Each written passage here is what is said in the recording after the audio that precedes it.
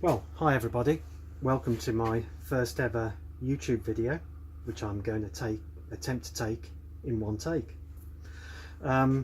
Today I'm just going to have a quick look at a drainage mini camera that I purchased off eBay for about £22, about $28 I think, something like that.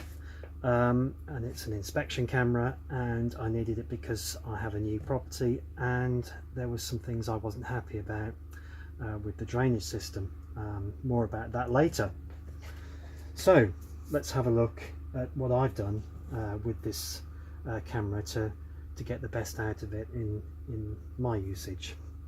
The first thing I did was to put it in a housing, because obviously you need to put the camera in something, on something, to get it into the drainage system. So a rod is obviously the first thing that you would use. Now what I've done with this camera, which you can see just here, that's the camera itself, I've made sure that it's protected. So I found this little plastic cover and just adapted it slightly to make it first of all protect the camera, and secondly hold the extra torch that I also got off eBay that I needed, because the torch on this camera wasn't quite bright enough to see what I wanted to see in the drainage system, so it did need a little bit more light to help with the recording. So you can see I've gaffer taped it, and also there's a cable tie in there. I use gaffer tape on most things, and I've gaffer taped it into place, and it all fitted in there very nicely. That's the end of the rod, obviously.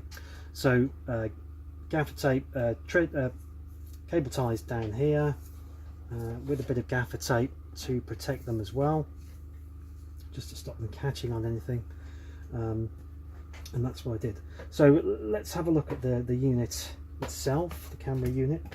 It comes with a Wi-Fi unit, which is this, and basically you get an app called Moco, which you can put on your phone. I actually used it on my phone because that was easier, and it worked very well, apart from the fact that I found later on, after I'd done the example video of my drainage system, that I could have got a bit more quality out of it, so you might get it slightly sharper than I've shown. But this is the unit itself.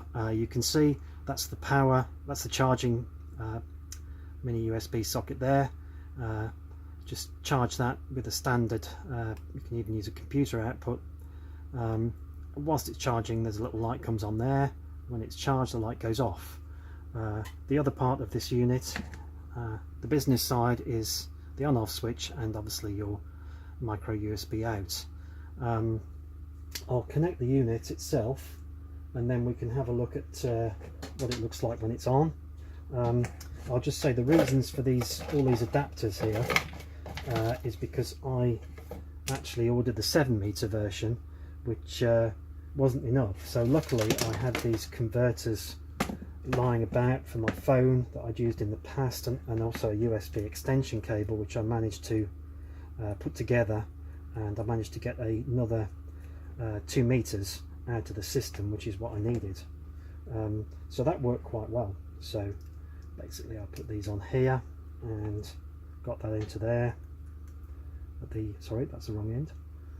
Got that into the Wi-Fi unit, and this one went on the end of the actual cable. So anyway, that worked fine. I managed to get another 2 meters without any problem. The Wi-Fi unit itself is a bit awkward. You have to do one quick press to switch it on. If you do one long press, you get this very awkward little flashlight that's really not good for anything. So to get that off, if you do accidentally switch that on, it's another one long press to get it off, and that's it off. So you've got a green light to show that everything's okay, and a blue light to show the battery's charged. I put the gaffer tape on because that blue light was very bright, and it was a bit dark when I did this, and it was distracting, so I put a bit of gaffer tape on that to stop it, to reduce the brightness of it. So you can see here there's an adjustment on the end of the cable for the light itself that's on the end of this, on the end of the unit, which hopefully you can see there. You can adjust the brightness, although as I say, I found it a little bit underlit for my purposes, so I don't think you'd want to turn it down. And I put this little light in from eBay, which worked very well, so I got a reasonable light source in a tiny unit. As I say, that worked very well. I didn't have any problems with the Wi-Fi. It picked it up very well, but the trick is with this system is make sure that you've got your internet, Wi-Fi or whatever, your 4G switched off, and you log on to this unit, because obviously it won't work if you've got another Wi-Fi on. You really need to make sure that you're getting this system's Wi-Fi, and it'll just come up with it may come up on my phone, Android phone. It did come up with this connection has no internet, is that okay? And you have to just say okay to clear it. So this is the other things that you get is some little probes here. There's a magnetic cup, maybe for getting back rings or whatever. There's a little bit of a probe there, not quite sure what they would do, but maybe just for loosening stuff or just getting something that you've lost. And that's it really, that's what comes with the system. Now, one of the main reasons I did this video, apart from just to show you that little assembly I did there, is the rods. Now, on the other YouTube videos I've seen, they've been using the very big, quite rigid rods, and my soil pipe system is plastic because it's modern, and I didn't really want to be putting down quite rigid rods into that system for fear of damaging it. So this is a Bailey rod, which is I had from another project. These are also used for chimney sweeping, and the trick with these is they're very flexible. So as you can see, that's quite. It won't go around a U-bend, but it will go around a corner. And I found that this didn't damage my plastic soil pipe in any way, which was great, because that's what I was concerned about with those other types of rods. The other reason I use these particular rods is because of this locking mechanism here. I'm going to have to just maneuver this a little bit where the camera is. You can see here this locking this rod. You basically twist it and it'll go on as normal, except when you get to the end there is actually this nice little locking mechanism. Just click there. That's it, and this locking mechanism here locks into place, which means that you cannot twist off the rod in any way, which is great, because you really don't want to lose your camera in your soil system or anything else, because when I did my inspection, I was obviously twisting the camera around a bit to make sure that I was getting the points of view that I needed. So that was really useful. So you just push that lever in there to get it off, and that's done. So yeah, the reason that I did all this was because as I say, have a new property, and the builders left a load of mud in the exit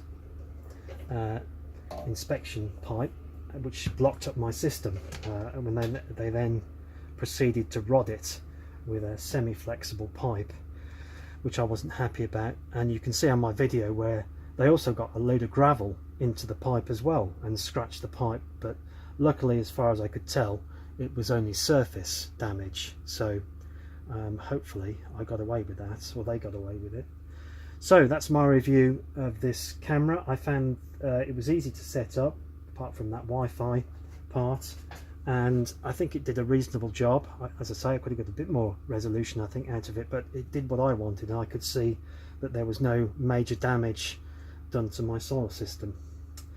Okay, so that's it. I hope you enjoyed my first video.